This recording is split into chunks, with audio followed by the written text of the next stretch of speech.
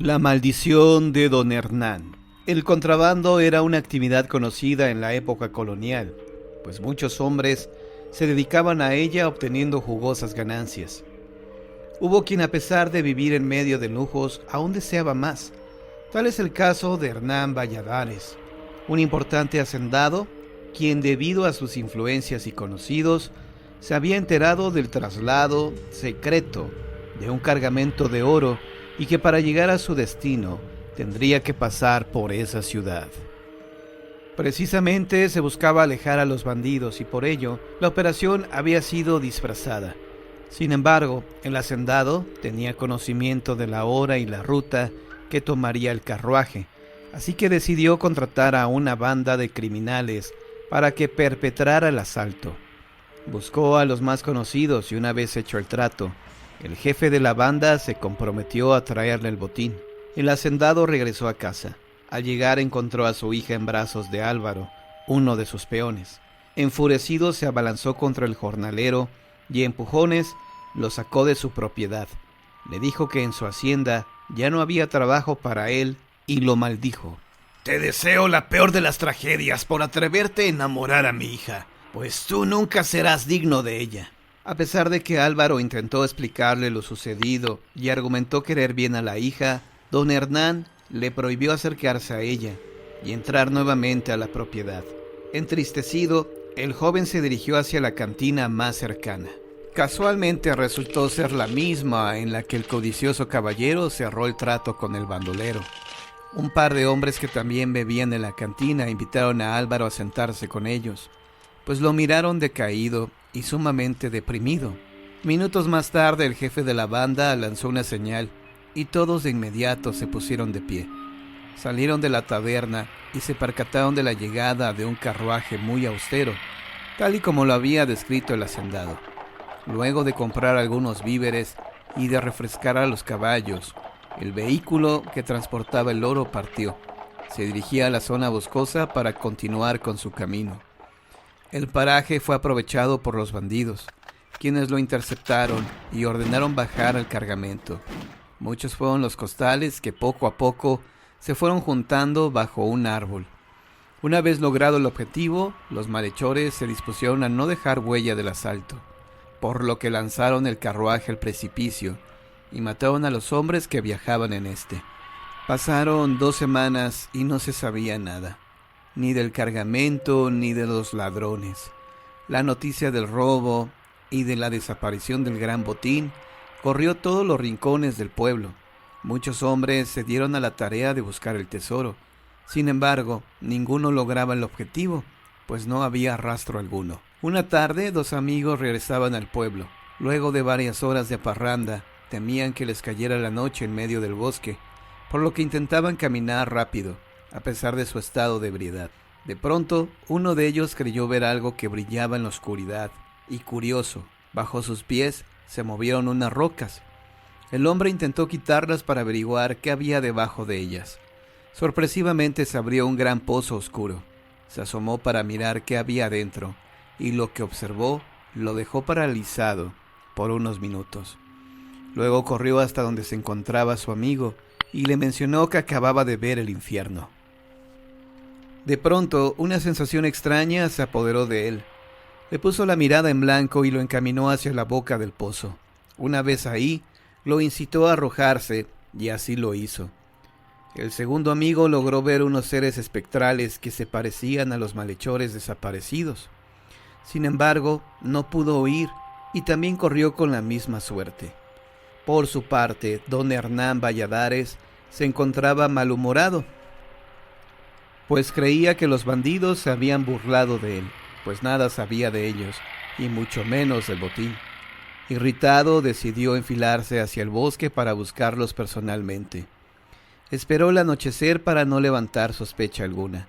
Al llegar a la guarida de los bandoleros, alcanzó a ver un resplandor como de una gran fogata, por lo que se dirigió hacia allá. Pensó que tal vez descansaban después de haber asaltado todo el día, o bien que realizaban el reparto de las ganancias. Esto era lo que cruzaba por su mente cuando escuchó un gemido. Cuando se volteó para averiguar de dónde provenían los extraños ruidos, se encontró con unas figuras descarnadas que rápidamente lo rodearon. Sintió enloquecer, pues no creía lo que sus ojos veían. Pensó que moriría, y todo empeoró cuando uno de los espectros comenzó a hablar.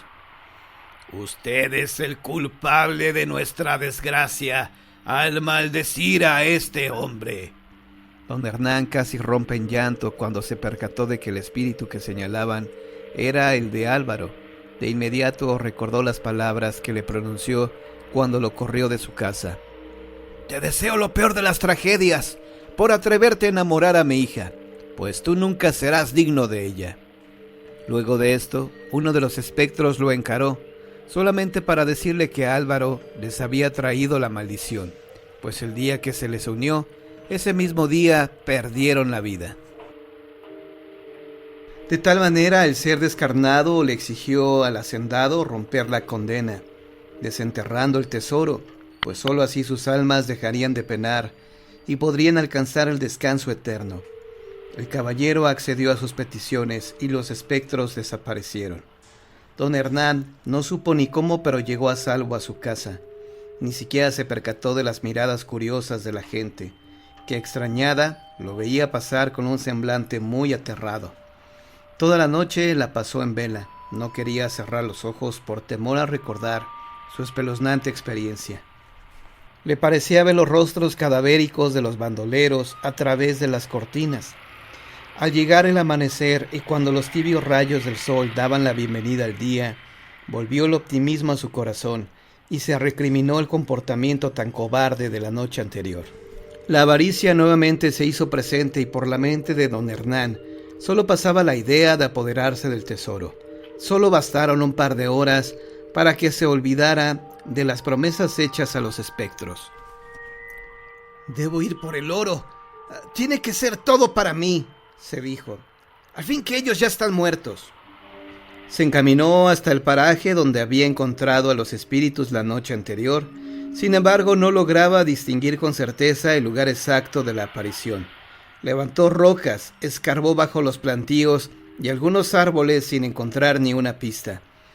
La tarde cayó y, cansado por la jornada, decidió volverse a la hacienda. No obstante, al intentar abrir el portón, un grupo de seres extraños se apostó alrededor de él. Uno de ellos, enfurecido, lo azotó contra la puerta y le dijo que eso se merecía, y más, por haber faltado a su promesa. Don Hernán, lleno de miedo, suplicó por una última oportunidad, pero los espíritus se negaron por considerarlo una persona no confiable. La gente de los alrededores observó estupefacta cómo el hacendado parecía volar, arrastrado por un torbellino, sin dejar de gritar desgarradoramente. Nadie se atrevió a ayudarlo, por temor a ser llevados también. La gente se refugió en sus casas, en la iglesia y en los negocios que ante lo acontecido cerraban rápidamente, dando alojamiento a las personas que pasaban por ahí. Nadie había olvidado el suceso y en las calles todavía se hablaba de él. Cuando apareció el cuerpo inerte de don Hernán a un lado del camino que llevaba al bosque. A partir de ese momento, los pobladores evitaron caminar por ese sitio, ya que en varias ocasiones se podía ver a un grupo de espíritus persiguiendo a otro, quien gemía y se lamentaba aterradoramente. Cuenta la leyenda que las almas aún vagan en pena debido a que el tesoro no ha sido encontrado, por lo que la maldición de don Hernán hacia Álvaro persiste, según hasta nuestros días.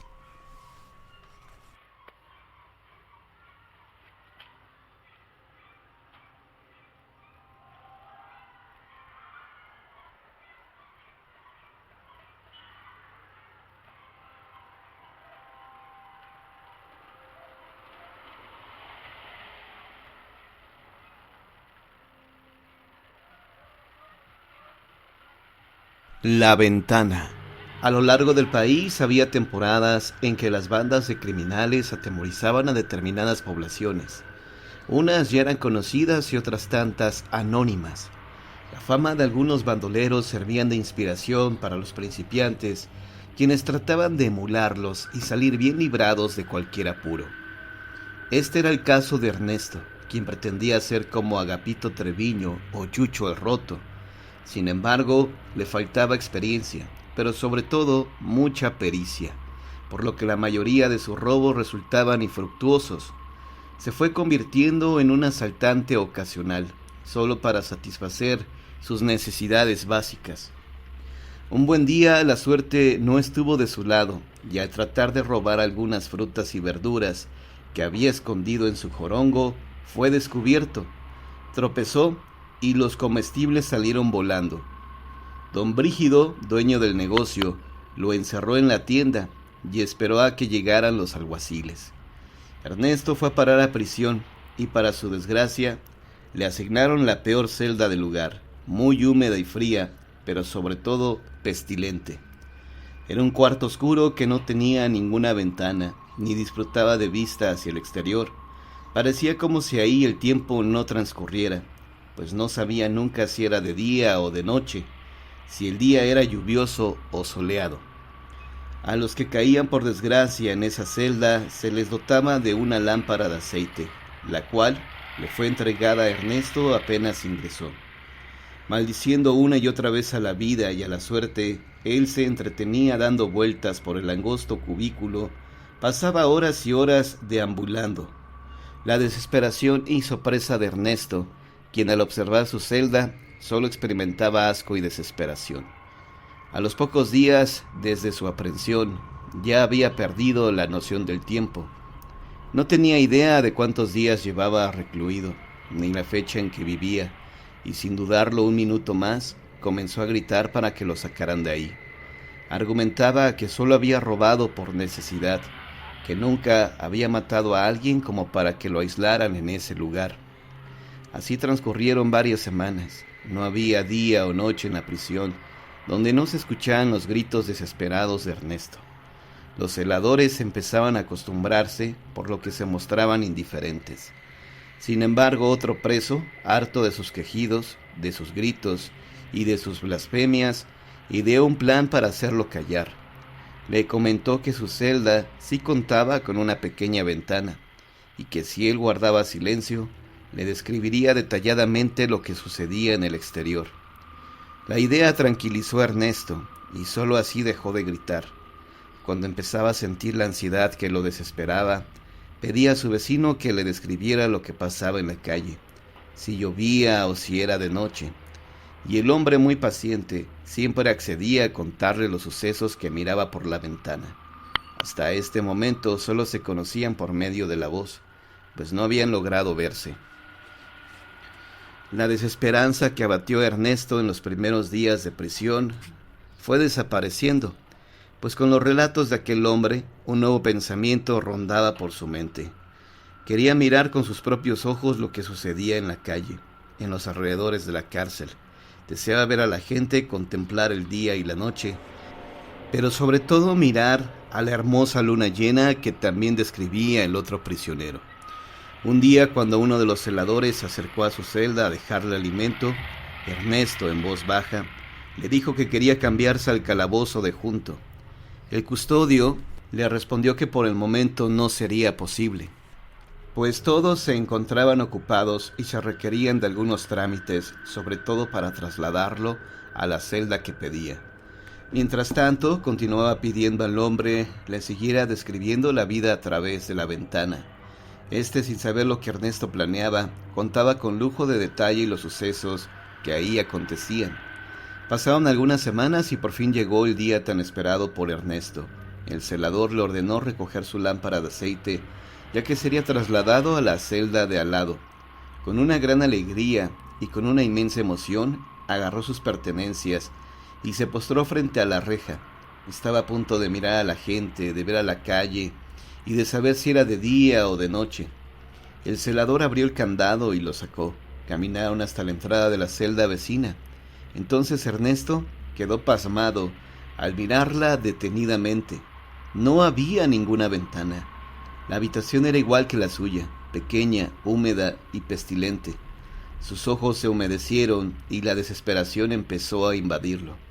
Cuando el vigilante se dispuso a encerrarlo, Ernesto preguntó por el hombre que habitaba esa celda. El custodio lo miró extrañado y le respondió que hacía meses que nadie ocupaba ese lugar, pues el último prisionero recluido ahí se había quitado la vida. Entonces le explicó: es por ello que no te trasladamos cuando lo pediste, porque como un reo murió aquí, la ley dice que se debe dejar pasar algún tiempo para ocupar esta celda. Con el rostro totalmente desencajado, Ernesto se rehusaba a quedarse en su nueva celda, pero el celador le señaló que ya nada se podía hacer y que su sentencia tenía que cumplirla ahí. Finalmente, cuando el vigilante se iba, le dijo: no sé por qué pediste que te trasladaran de celda, pues hasta ahora ninguno de los presos había querido estar aquí debido a los ruidos extraños que se oyen y a la voz que cuchichea algunas veces. Nosotros creemos que es el espíritu del preso que se quitó la vida. Por eso nos extrañó mucho tu pedimento. Según dice la leyenda, el espíritu del hombre que se quitó la vida en esa celda brindaba esperanza y aliento a los reos. Por ello les describía paisajes y personas a través de una ventana que no existía.